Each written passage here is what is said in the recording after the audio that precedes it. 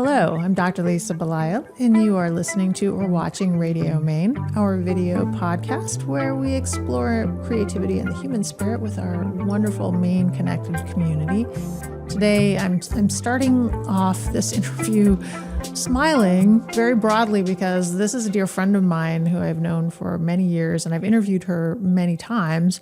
So, none of the formalities exist in this particular conversation with Emma Wilson, who is the director of the Portland Art Gallery. It's really great to have you back here again, Emma. It is so fun to be here, Lisa. Great to see you as always. Yes. So thank you for having me. Thank you. So you were one of the original when we started during COVID, and people say, what is Radio Maine? Where did this all start? Why do you do a podcast associated with an art gallery? You were one of the original people that we talked about back in 2020 when we started Radio Maine. Absolutely. I was the first interview. It was a lot of pressure, but I was doing it from my dining room at the time. And it was just an exciting opportunity for us to try to think about ways to reach our audience, people that were at home. We knew that people still wanted to stay connected. We knew that our artists had these amazing, stories to tell and to share. And you brought them to life and into people's homes. That was, like you said, 6 years ago, right? Yeah. Actually, I misspoke. It was 2021, so 5 years ago now. 5 years ago. But but started by COVID 6 years ago. Definitely. Yeah. Yeah. And it's funny to think about it now because I think back in the day, and we've always kind of moved and shifted with what we needed to do. But if you look at some of the early interviews of this particular iteration of the work I've done now for 15 years, I've been doing this for 15 years. I know. Either video and audio or just audio, but we had big headphones on. We were, I remember you were sending like good cameras out to people's homes in the middle of COVID so that when we did one of these podcasts, we'd actually get good, we'd get a good video image. So it's been pretty gratifying, I think, to know that all the work that you and I and Kevin and other members of the art gallery team over the years is coming to some fruition. Yeah, it's fabulous. And we're so grateful. I know the artists are so grateful. I'm personally so grateful and professionally so grateful for what you bring to in your experience to this role and the way in which you can share the story with our community and beyond. It's fantastic, and you're so talented. You wrote a blog way back. This was back in, I don't know, we were both still, anyway, it was a while ago, and I remember when we were both still married to other people. Is that what you wanted to say? Maybe that's what I was going to say. I'm going to go out there on a limb and say that was a long time ago. It was a long time ago. Yes. A long time ago, but I always appreciated the vulnerability and the way in which you just told a story. And you are such a gifted writer, so I feel so excited about the fact that you are now also writing off the wall and that you're doing these interviews. It's just wonderful to have your talent and your skill be a part of the Portland Art Gallery community. So thank you. Well, thank you. And I promise people who are listening or watching, I did not bring her on with the express purpose of please make me feel good and look good in front of other people. But I do...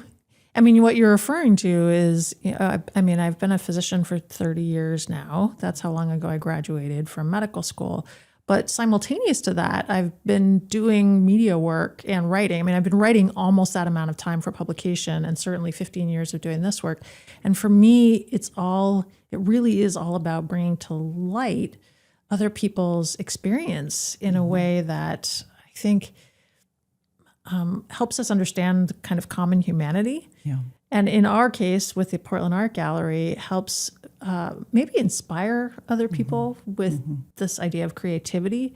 And I know that you've had anybody who's watched our conversations over time has had various bits of your story. Yeah. But you've had the opportunity along with me to see how creativity has manifested itself differently in your life through different stages.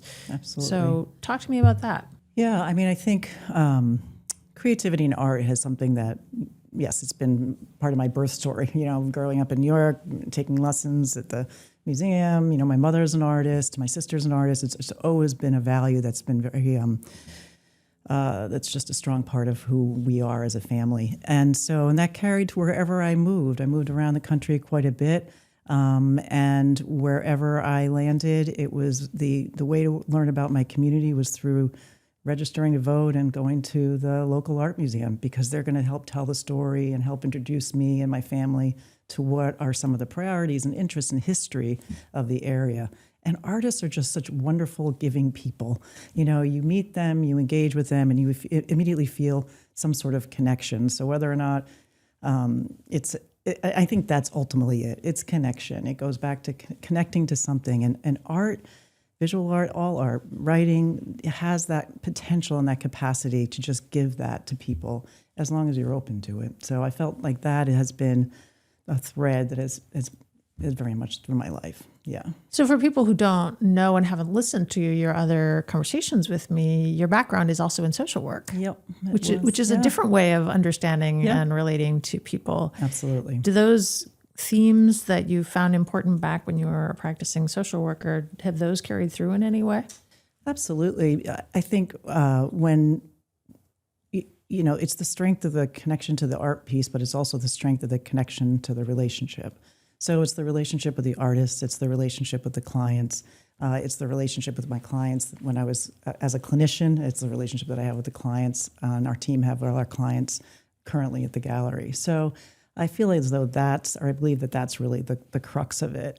There are certain skill sets that you learn in social work school and whatnot, and in practicing clinically, as with you with medicine, you know, in terms of trying to integrate different parts and come up with a story and help somebody move forward, or perhaps experience some healing, or move towards joy. So those principles apply in the art world as much as they do, I think, anywhere else, you know, social work as well. One of the things that I've found really interesting is that we come together. So you've been with the art gallery 10 years now, 11 years now. 12 in August, I think. Oh my gosh, so more than a decade. No, 11 in August. And almost as long as the gallery has been around, because it was another iteration of it before Portland Art Gallery. And as such, we show up on a regular basis. I mean, I mostly will show up for events and for the openings, our first Thursday openings. You're there on a regular basis interacting with artists and the community and going out into the community and bringing art to people's houses. But that's enough time so that we truly have had the opportunity to be with people throughout a lifespan almost. I mean, it's not yet a generation, but I mean, we've seen births, we've seen deaths, we've seen divorces, as we referred to, you know, other family breakups. We've seen our children grow up and go away to get educated and now come back. I mean, your children have worked at the gallery. My children have had associations with the gallery. Now we have my husband's son as the gallery manager. And I think it's interesting that this maybe unintentionally has become this crucible of life. So when you show up at an opening, you may be talking to an artist whose sole focus has been creating the show for the month, or you're talking to an artist who maybe was able to squeeze out some art, but also was dealing with a very sick spouse, or also was dealing with the death of someone in their family, or also just gave birth. Right, like Sam Chappelle. Yes. He just had and that's, I mean, and that is such an interesting thing for me because I'm a family doctor. So of course I'm going to see these things. Did you anticipate when you became affiliated with the gallery that you would be in the middle of all of these life stories to such an extent? I think that's a matter of how you approach life. If you want to be a part of people's story, if you want to have those intersections in your life, they are there for the taking. It's whether or not you're going to have that approach perhaps, or interest and curiosity about people and wanting to make that connection. We all have different gauges of what, or, you know, there's a pendulum of how much we want to know or not know about people's lives or those connections, but it fuels me. I mean, it is absolutely what drives me. You talk about milestones. There's a client, they were just visiting their daughter who was graduating from Colby. They come into the gallery. They fall in love with this piece by Jane Damon, which is in the window, and it's gorgeous. They're going back to their home in Connecticut, and they are, you know, really, really considering it. I let them know about Jane a little bit, her connection with Colby, the whole 9 yards, and they're like, oh my goodness. And so then 3 weeks later, we get the call. He's like, we can't stop thinking about it. And we're going back, and our daughter is, what's going to be always so special about this painting is that we found it when our daughter was graduating from a college where the artist went to as well. And he's like, can you text me photos? Because we want to send the photos to our kids. We want to send them texts to show them this is the new member of our family. And it's like, of course, like that's such a wonderful story in a way in which that next generation, like their daughter is always going to have that connection to that painting as much as they are. So art has that capacity to bring those, to your point, to bring the crucible, to bring people, to bring those overlaps together. It doesn't always have to, but it's really special when it happens. Yeah, and that is an important point. When people come to our gallery, they could just buy art because they like it. They don't have to come in and go do a deep dive into sort of anything emotional. You know, we're a very safe space. Yeah, so very safe space. It's not like they're coming in and we'll meet you where you are. Exactly. They're not coming into Emma the social worker. No, not at all. No, it was just such a fun experience. And then there was a woman who was in just a couple of weeks ago, and she stood in front of this joint. She was from Chicago. She actually collects very different style art, but was standing in front of these. They were like, she collects English equestrian prints. So she's standing in front of a Joanne Parent, ethereal, gorgeous 48 by 48 landscape. And she, visits with Jill in the gallery a little bit, and she leaves, and then she comes back the next day, and she goes, I need to bring this home, and I've got to put it in its place. She knew exactly where it was going to go, and it's a reminder of Maine for her. She loved the energy of it, and she loved the tranquility of it, but she also it's a sense of place. So it's really, it was a special interaction. So now she has some Maine with her out in Chicago amongst the horse prints, which I love that idea. So it was really good. Well, and this is something that we know from Carlos. There was somebody that had a very specific interest in the work that Carlos did because of some very special pet friends, I believe, in her background. I think Really? Wait a minute. Yeah, no, it's a real thing. But I don't want to out anybody because, but there was a very specific reason why she liked Carlos's work and reached out, and we're able to do accommodate this particular thing because of this love that she had of her pets. Right. Because Carlos uses animals in his pieces. Yes, so just to play that out for anybody who's listening and wondering, what are we talking about here? I mean, there's examples like that every day in the gallery. And again, it is what fuels all of us. It is making those connections. Our artists are so giving of their talent, and there's people that appreciate it in a way, and that's just a wonderful place to start, any type of relationship. So it's, felt very lucky. Well, for anybody who's interested in watching or listening to the George Matlich interview, he actually talks about this very special connection with his now wife. Yeah. And coming into the art gallery and not being able to, and really having to think about okay, this art it's an investment. It is. But it's important enough for me to make this investment because it's connected to something that my wife loves. And that became woven into the story of their beginnings of their marriage. Right. And I feel comfortable talking about it now because you could just go online and look at Radio Maine, and it's available to talk about and to listen. Yeah. So I think this is for me, this is the reason why, coming back to this idea of story and Off the Wall, which is our online magazine, and obviously we've been doing Radio Maine. We now have Radio Maine live events where people come in person and they are on a panel, and they also interact on receptions. So those things are all very important. Going back to you talk about how you grew up in an artistic family, but some of your inspirations, your mother, your sister Marion, who is now an artist with the Portland Art Gallery, and Henri Matisse. Oh, yes. I mean, the connections, that's a that's broad. Right, my 3 M's. That's right, I did say that. I want to, is there a commonality there, or are they different reasons? Well, there's commonality in everything, so probably there is one, but I love, his simple use of form and his line. When I first was learning more about him, I mean, at first it was the paper cutouts. These are magnificent pieces at the Museum of Modern Art, and you go through, and I was a young child at that time being introduced to it, but it's his line, it's his use of line. It's just, he has a way of just touching my soul. And I will say, Marion did send me, I was in my 20s, and I'm not sure where the exhibit was, but she sent me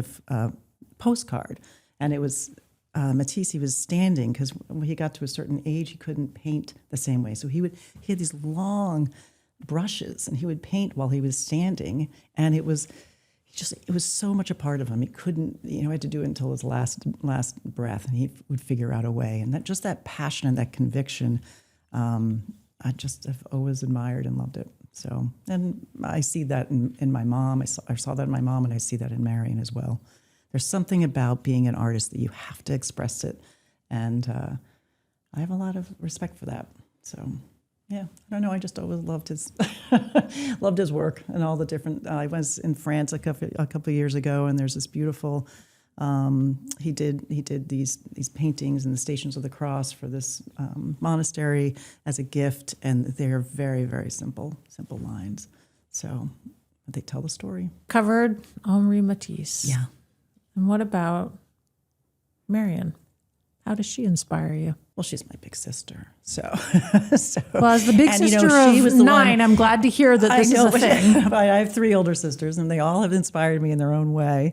And she was the one that had, I was in 6th grade, and so she was in 10th grade, and she had Levi's, and I was stuck wearing Wranglers, and she would go to school, and then I would go into her closet after she would leave, and I'd put on her pair of pants, and I'd go to school, and then I'd come back, and I'd take them off and put them back in the drawer before she got home, because she was the cool kid. Marion was always kind of cool. So she had that energy. And she's always been very direct. And she's fearless when it comes to trying different mediums. She's done sculpture. She's done huge mural projects.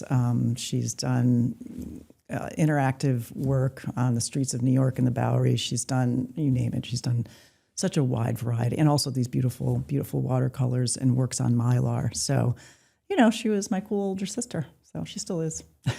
So. I love that this is... And you're the oldest, so I'm sure you're the cool oldest sister for all of them.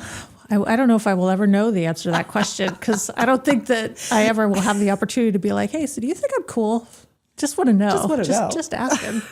I do think it's funny that asking for a friend, that I just interviewed Jill Cremens, who's the newest associate for the gallery, and she also had a story about pants. Oh. So a different story about pants, but here you are talking about, apparently. You never know. And and actually I think Wranglers now, by the way, they are now cool. They are now cool. So you can get those out of your drawer, and you can put them back on again if you still have them. Probably. Because you've become... You were just before your time, that's all. That's what it was. So, but thanks to my Marion. mom was before her time, because she's the one that would buy them for me. Okay. All right. Well, so that is a natural entry point into talking about your mom. Yeah. So mom, she went to school, studied art, and then very much at the time in the 50s, then she went on to nursing school. Her father was a physician, but she always had that love of art. She was at Colby Sawyer. It was a 2-year school at the time, and actually has a show. There's an opening next week with her as a compilation of some her work, the head of the art department at the time, and then another person who's a scholar. So she just always had that way of, she was very painterly, so her strokes were very loose and very open. And when I was growing up, she wasn't painting as much. She was working. After my parents' divorce, she went back to nursing school, actually, and then at Columbia, and then she ended up taking classes at School of Visual Arts. So all in high school and middle school, mostly high school, mom was, 2 nights a week at School of Visual Arts taking classes, and would come home with these, 30 by 40 canvases filled with, strokes, and there were nudes. It was always a, nude class, models, and she just had her own way of filling in the backgrounds and doing the human form, and she brought a lot of light and energy. She loved floral, she loved color. So she saw color in everything, and she really introduced me to that idea of seeing not the obvious color in nature, but look a little bit deeper, which I think artists, we have so many artists that do that so wonderfully. So Matisse, Marion, and your mother. Mom. Yep. Those 3 M's. And the other theme that came up, and we've already referred to it a couple of times now, is kind of getting you through the tough times. Mm-hmm. So one of the tough times that you and I each share, of course, was the dissolution of an early marriage. Divorce, no matter how you go through it, whether you're the one that is going through the divorce, whether you're the child of a divorce, you had both. Yeah. And the idea of creativity as a possible way to help with healing. when I was practicing as a clinician, also we used creativity a lot in terms of manipulatives and exercises, because oftentimes when you're doing something with your hands, it gives you a little space to talk more freely. I think that creativity, art, they're expressions of every facet of the human condition. So whatever it is that you're feeling, at that time, you can find somewhere for it to reflect that for you, and sometimes that's all it is. It's a reflection of what you're feeling. That's validating, that's uplifting. That's moving through change. That's moving out of something where you might feel stuck. And at the time of my divorce, I started working with the gallery, and that was a huge opening and an opportunity for me to experience life in a very different way.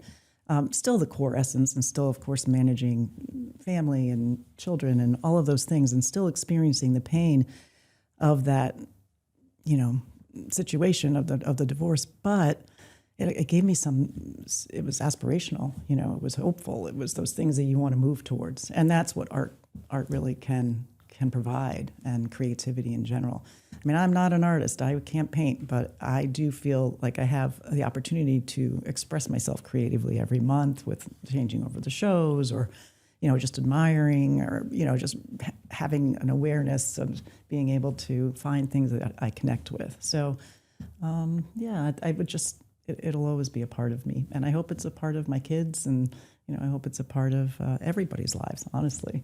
And I was just thinking that there was a gentleman who is part of our community whose wife died about 12 years ago. And he has a painting by Matt Russ, who's one of our represented artists. And he stopped in because, of course, Matt, being the wonderful communicator that he is, he has stayed connected with this client and let him know that he had work on view. And so, he stopped in, and, we had a chance to talk about his late wife. He's done a lot in her name around the community, but it was like, I just asked about the painting, and he was sharing the story about that location and why the location that Matt painted of Bald Rock, why that was important to his family. So that was a moment in time in his life, I'm sure, that was so painful for their family and for his kids and everyone. But here's this link. Here is this piece of art that helps him still be able to talk about that, or that's a common ground. We can still talk about something that might be painful, but also how rich, that they had this life together. And it is this idea of being able to hold both at once. I mean, there is right. significant pain that goes into, whether it's intentional or not intentional, these life transitions that are very large. And having now, so I recently went through this process of going back through 15 years of interviews, pulling all the transcripts, pulling all the themes across 15 years of interviews so that I could see if there was any kind of commonality. Mm-hmm. And it was really interesting the number of times that very big life things came up. Right. Very big life. Some of them were certainly tragedies. Some of them were absolutely not planned.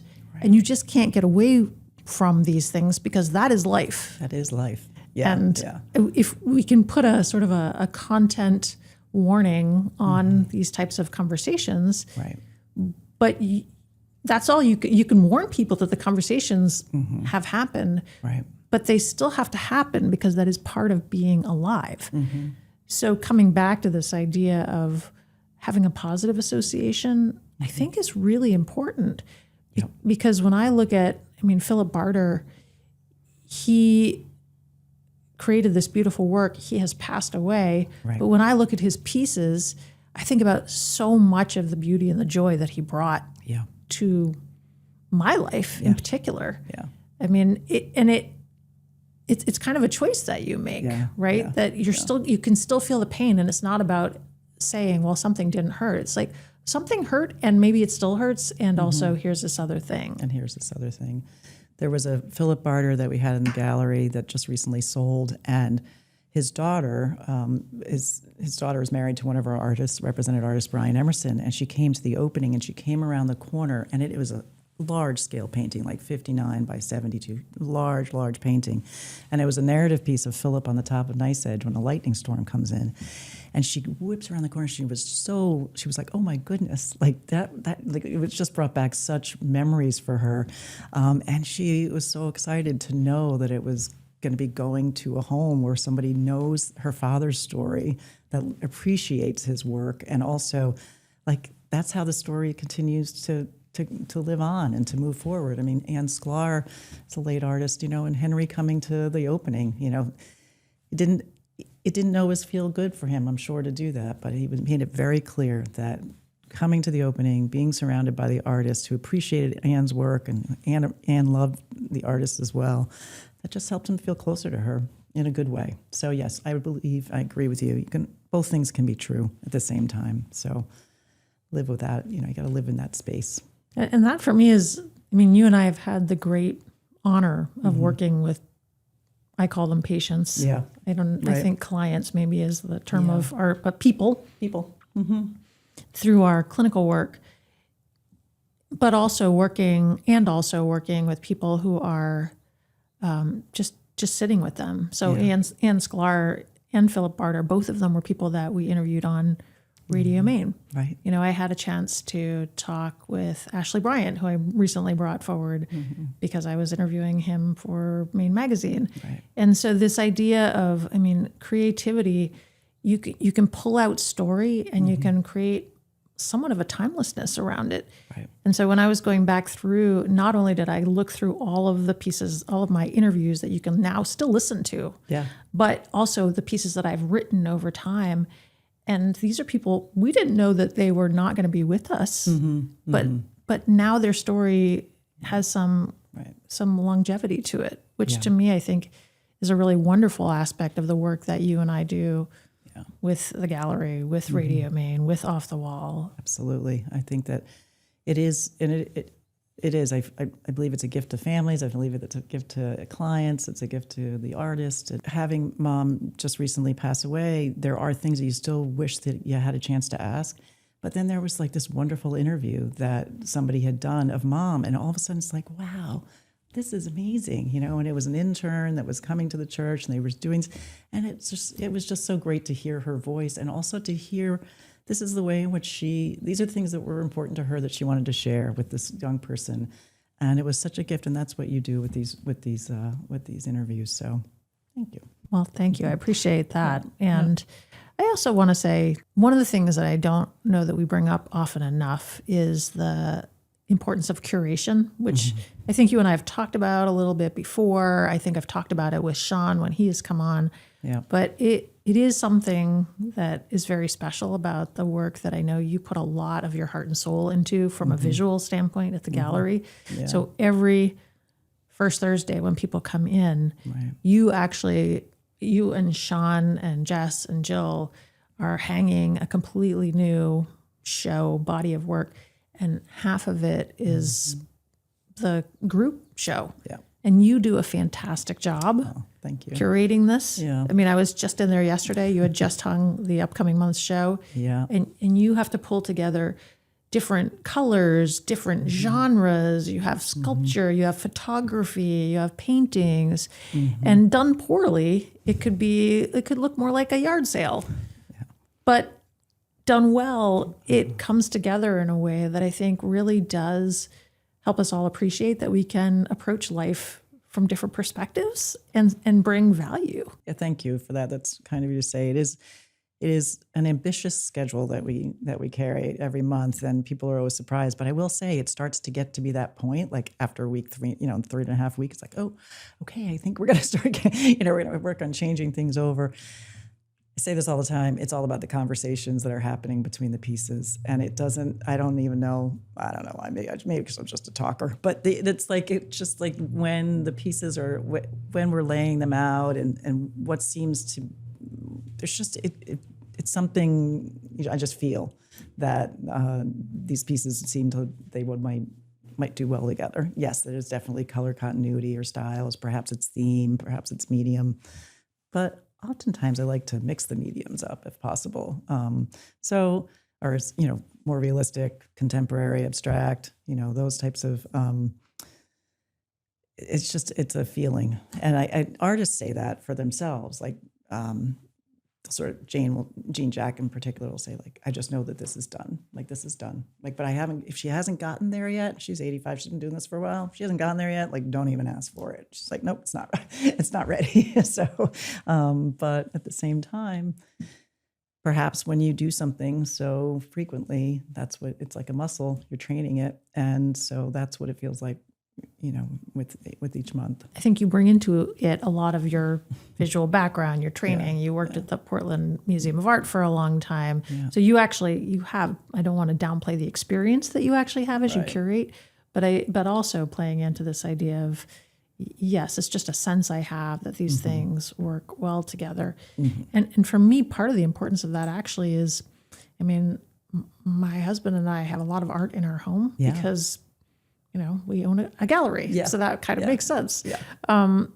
And we're not going to have, we happen to have a wall that's pretty much Phil Barter, but generally most people are not going to fill their entire house with one artist. Yeah. So being able to see something on the wall, two pieces next to each other and say, oh, I can see how that works. I think that that's really useful. It is. And, I just worked with this client, this interior designer out of Florida, and she has a client up here in Booth Bay, and it's a new construction, new build. It's not a huge home, but it's on an island off of Booth Bay. And so she came to the gallery. We went through a number of different pieces and themes, et cetera, that she brought all of her materials. And then in the subsequent months, we just kept revisiting it and revisiting these spaces that she was looking for.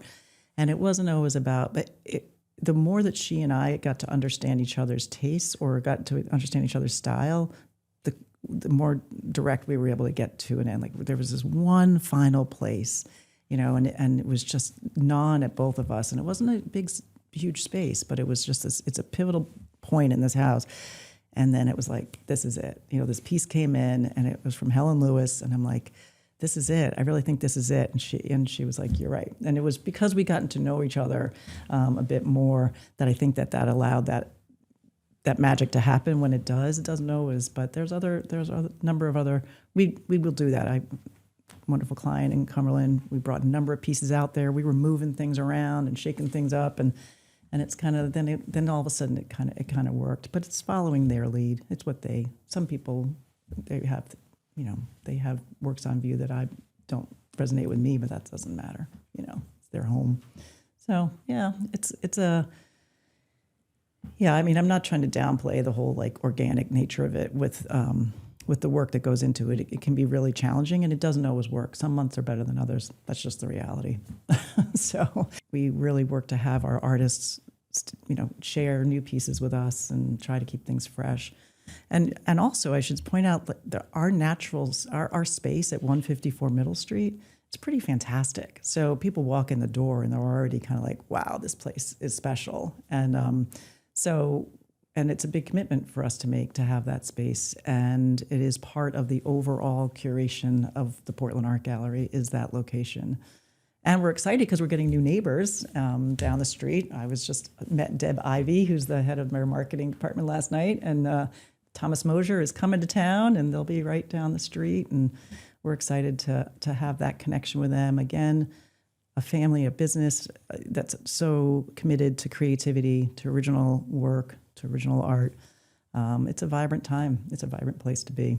And I think one thing that, I kind of want to end on is, in addition to, we do have this beautiful space with light, and we have events, we have openings, we have our online presence with Off the Wall, we have Radio Maine, but we also, we absolutely are meeting people where they're coming from. Yeah. So this next level for us has been continually honing the digital presence and continuing to work on all of the things, because as the online marketplace shifts and as buyers shift, we know that younger people are coming in and wanting to interface with art in a different way. Yeah. And so we've put a lot of work into that space.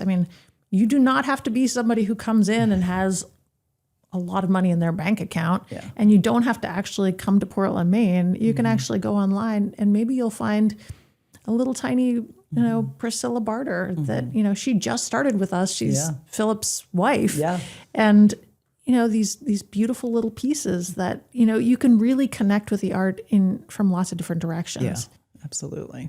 Yeah. It's been it is a big priority for us to continue to have a very strong online and digital presence. And we, just the other night, there was a couple there in town from North Carolina celebrating their anniversary. And she comes, we're still there at install. It's like 7:30 and she's staring in the window at a jean jacket. I'm like, just come in. But she runs in and she's like, I follow you on Instagram. I get all your newsletters. I've been wanting to get here. And of course, that's so validating and exciting for us too, because that digital introduction is sort of what got she and her husband excited to come and visit us while they were in town celebrating their anniversary. And they got an anniversary present. So they'll always be thinking of that time. So, but it's we get asked a lot, do you sell more online or do you sell more in person? And the line is just like everything else. It's somewhere in the middle. It's because, and that means it's working. If we're not, in my opinion, it means it's working if we can't always distinguish exactly where the sale started from, because that means it's just we have multiple touch points and people aren't necessarily thinking about where they first learned it. They just think about us. So that's what we want. And the relationship piece. I mean, for Absolutely. me, obviously you and I are both clinicians, and I've seen lots of different technologies come and go. I love technology. I 100% am supportive of the use of it in medicine. And also that is just the beginning. To have the technology support the care. And that is certainly true at the art gallery, that you want people to have as seamless an experience as one can have with a small business located in Maine. Is digital, but also when you call us, it's a human on the other end of the phone, and we're going to try to take care of you. Yeah, absolutely. And we have a fantastic team. Sean Thomas is our gallery manager, stepped in and really helped elevate us on our digital, with our website presence and otherwise. He's such a gifted artist himself and such a natural communicator and kind person. And then we have Jill and Jess as well, just stepping in. So it's and then of course you and Kevin, so we work pretty hard as a team. Emma, it's truly a pleasure, as always, talking with you. Yes, likewise. It's the one thing It's been too long. Yes, that's true. It is funny that we have to, this is what we need to do, is to go on camera to have an actual prolonged conversation, even though we see each other regularly and we're friends in real life. That's right, exactly. But thank you for coming in and catching up with me in front of the entire world and all of our many viewers. Absolutely, my pleasure. It's really been lovely. And thank you for your vulnerability and for your remembering that early writing that I created that was sort of based out of my own vulnerability, because it's not always easy. It is not always easy to put yourself out there in the world. And I know that your willingness to do that will cause other people to be thinking, oh, I can relate to that. So it's a gift that you've offered, and I appreciate it. Well, thank you. Likewise. And thank you for your professionalism. Oh, you're welcome. Yes. You do a really nice job at the Portland Art Gallery. Appreciate that. Yep. And we hope that people will come and see us in person or drop us a line all summer long. It's going to be hopping. It's going to be really good shows this summer. It's very exciting. Yeah, we hope that they will absolutely come. Yeah. So I've been speaking with Emma Wilson. She is the director of the Portland Art Gallery, located in Portland, Maine. Of course, longtime sponsors of Radio Maine, and have made it possible for us to do 5 years total of these conversations with people who are creative, who are connected to Maine, who really bring their light and their energy into our state. And I think those of you who are watching and would like to meet Emma, you know where the gallery is located. It's on Middle Street in Portland, beautiful Old Port location.